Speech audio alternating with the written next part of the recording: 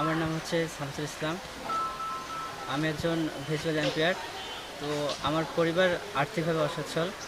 আমি আমার খবর ছাত্র দলের সদর উপজেলা ছাত্র দলের আহ্বায়ক মুখুসুর রহমান কাজল ভাই আমার খবর পাওয়ার পর আমার দায়িত্ব নিয়েছেন এবং সরকারি কলেজে ভর্তি করে দিয়েছেন এবং ভাই বলছে যে আমার পড়াশোনার সমস্ত দায়িত্ব নেবে। এজন্য আমি আন্তরিকভাবে অনেক আনন্দিত যে ভাই আমার পাশে দাঁড়িয়েছেন।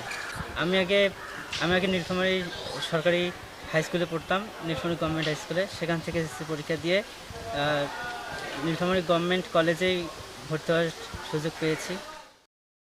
নীলফামারী সদর ছাত্র দলের আমি সংগ্রামী মুখলেছুর রহমান কাজল। আমার পাশে যে দেখছেন সে এখন শিক্ষার্থী, দৃষ্টি প্রতিবন্ধী। আসলে মানবিকতা আসলে সবারই থাকা দরকার। আমরা যেহেতু ছাত্র রাজনীতি করি, সেই ছাত্র রাজনীতিতে সাধারণ শিক্ষার্থীর কোনো ধরনের সমস্যা আমাদের মাঝখানে যখন সামনে পড়ে আসলে তখন আমরা চুপ থাকতে পারি না। তাই আমি আমার ব্যক্তিত্ব উদ্যোগে একজন দৃষ্টি প্রতিবন্ধী শিক্ষার্থীর পাশে দাঁড়িয়েছি।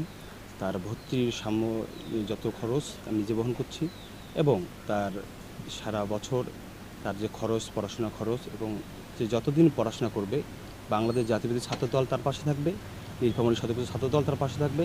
এই ছাত্র দল যারা আমরা কর্মীরা আছি, আমি মনে করি আপনারা সকল ভেদাভেদ ভুলে করে সাধারণ শিক্ষার্থীদের দাবি, সাধারণ শিক্ষার্থীর পাশে দাঁড়ান। সাধারণ শিক্ষার্থীরা কী চাচ্ছে, আমরা যারা ছাত্র রাজনীতি করি সকল সংগঠনকে আমি একটি কথা বলব, ভাই আমাদের সকল মত থাকবে, পথ থাকবে, অনেক ধরনের পার্থক্য থাকবে, কিন্তু আমরা সাধারণ শিক্ষার্থীর যে সুবিধাগুলা অসুবিধাগুলা এই নিয়ে আমরা সবাই এক কাতারে কাজ করতে চাই।